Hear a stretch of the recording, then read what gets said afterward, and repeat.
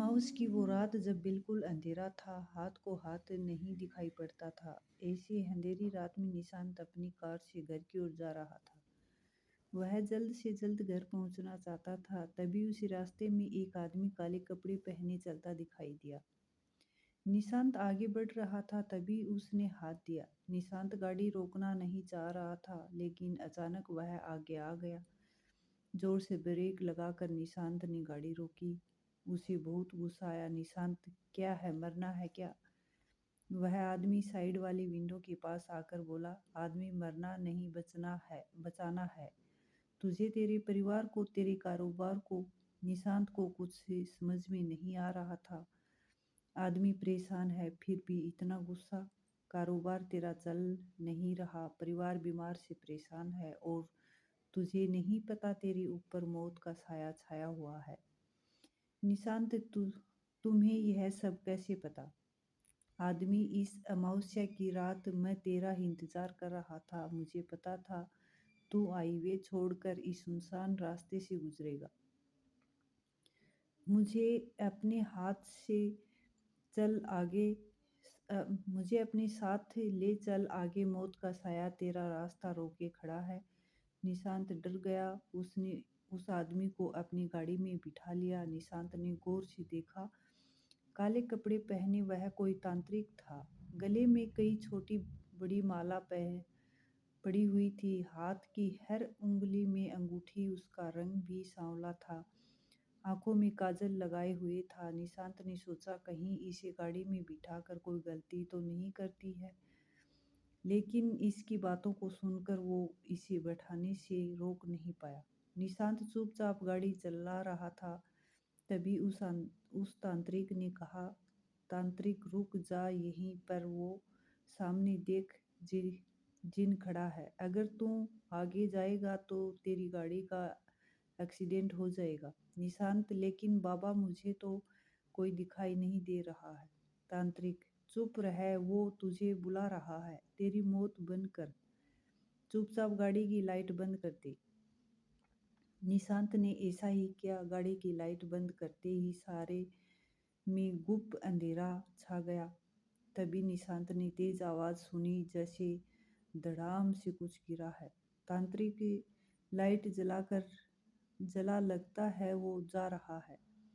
निशांत ने लाइट जलाकर देखा तो रास्ते में एक बड़ा सा पेड़ गिरा पड़ा था। निशांत, बाबा, अभी तो वहाँ कुछ नहीं था। तांत्रिक, चुप रह, वह जिन गुस्सा होकर जा रहा है। उसे पता लग गया कि मैंने तेरी रक्षा की है। निशांत, लेकिन बाबा, मुझे तो कुछ दिखाई नहीं दे रहा है। तांत्रिक, वह चला गया, लेकिन गुस्से में यह पेड़ बीच में गिरा गया। यहाँ से गाड़ी मोड़ ले, वैसे भी आगे जा नहीं सकती। निशांत, बाबा, आपने मेरी जान बचा ली, बहुत बहुत धन्यवाद। तांत्रिक, वो सब बाद में, भाग यहाँ से, ये जिन बहुत शक्तिशाली होते हैं। निशांत गाड़ी मोड़कर दौड़ा रहा था। फिर वह हाईवे पर पहुंच गया।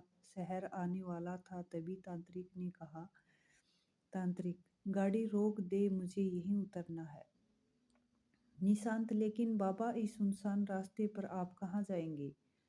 तांत्रिक, मुझसे सवाल मत कर, चुपचाप घर चला जा। कल रात को मैं तेरे घर आऊँगा। निशांत डर के मारे कुछ नहीं बोला और गाड़ी लेकर घर की ओर चल दिया। घर पहुंचकर उसने अपनी पत्नी रेखा को सारी बात बताई। रेखा, सुनिए, सुनिए माँ, पिताजी को यह सब मत बताना। पिताजी पहले से बीमार हैं। माँ जी यह सब सुनेगी तो डर जाएगी। निशांत, अरे, उस तांत्रिक ने मेरा पता तो पूछा ही नहीं, वह यहाँ तक कैसे पहुँचेगा? रेखा, वह सब छोड़िए, आप सही सलामत आ गए, यही काफ़ी है। अगले दिन रात को 9 बजे किसी ने दरवाज़ा खटखटाया। निशांत ने गेट खोला। सामने वही तांत्रिक खड़ा था। निशांत बाबा, आप आपको मेरा घर कैसे मिला? तांत्रिक, मुझे पूजा करनी है, तेरे घर में किसी का साया है। तांत्रिक ने पूजा शुरू कर दी। तभी उसकी निशा तभी उसकी निशांत की माँ तांत्रिक के सामने आकर बैठ गई। माँ, तुझे भी खा जाऊंगी। तांत्रिक, किसने भेजा है तुझे यहाँ? माँ, इस परिवार को बर्बाद करना है। तांत्रिक, सही सही बता, क्या बात है? माँ, यह मुझे शमशान से साथ लाया। तांत्रिक, कब? माँ, इसका दोस्त मरा था, तब यह शमशान गया था। वहाँ इसके दोस्त के बराबर में मेरी चिता जल रही थी। यह जूते पहनकर उस पर चढ़ गया, तभी मैं इससे बदला लेने इसके साथ आ गई। तांत्रिक, निशांत से सही बोल रही है। निशांत, हाँ, पता नहीं बाबा, ये चिता जल तो रही थी पास में, पर मुझे नहीं पता मैंने कब उस पर पैर रख दिया।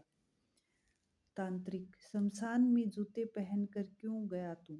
निशांत, बाबा, गलती हो गई। तांत्रिक, लड़का गलती मान रहा है, जा, चली जा यहाँ से।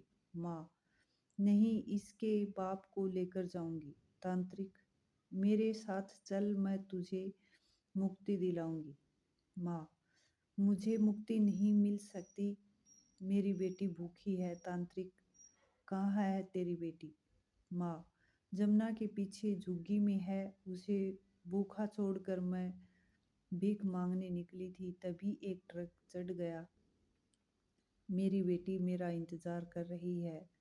तांत्रिक, तेरी बेटी का इंतजाम हो जाएगा, चल मेरे साथ। तभी निशांत की माँ बेहोश हो गई। तांत्रिक, तुझे इसकी बेटी को पालना होगा, तभी इसकी आत्मा को शांति मिलेगी। जल्दी बोलो। रेखा, ठीक है बाबा, हम पालेंगे, लेकिन पिताजी को ठीक कर दीजिए। निशांत ने भी उसकी हाँ में हाँ मिलाई।